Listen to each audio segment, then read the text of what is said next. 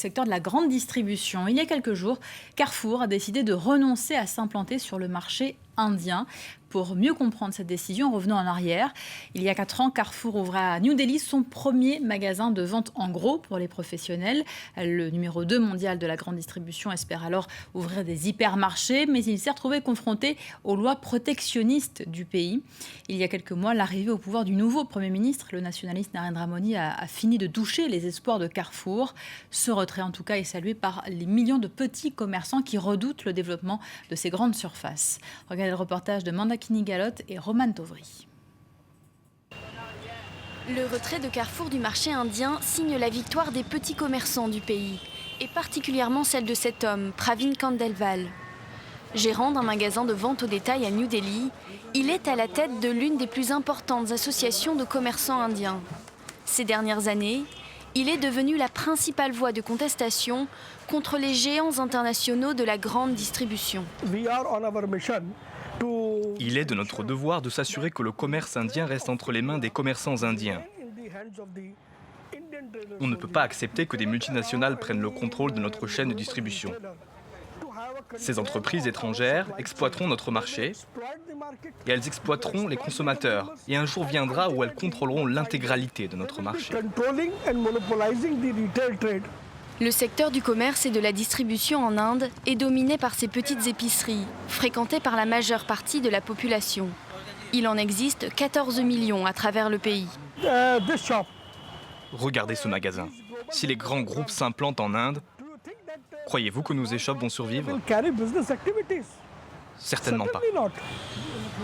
Militant sans relâche, Pravin a gagné la confiance de millions de petits commerçants. Nous sommes contre l'ouverture du marché indien aux multinationales.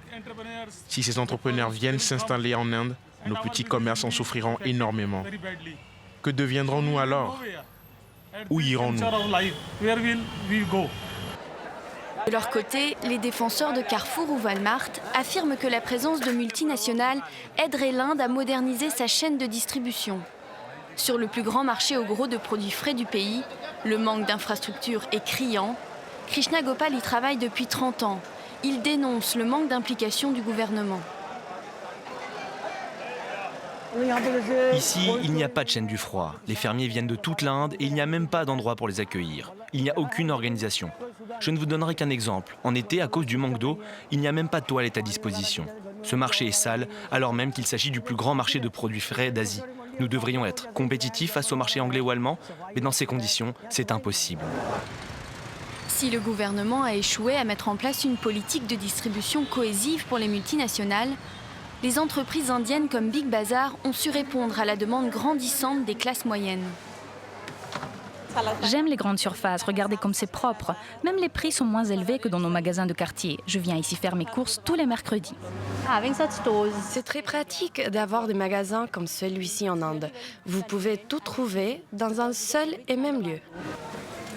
90 villes indiennes disposent aujourd'hui de grandes surfaces, mais la majeure partie du pays en est dépourvue. De fait, le gouvernement indien se montre peu favorable aux géants de la grande distribution, leur interdisant de contrôler plus de 51% des parts de marché d'une entreprise basée sur le sol indien. Pour certains, comme Carrefour, une telle politique est inacceptable. D'autres, comme Walmart, souhaitent encore y croire.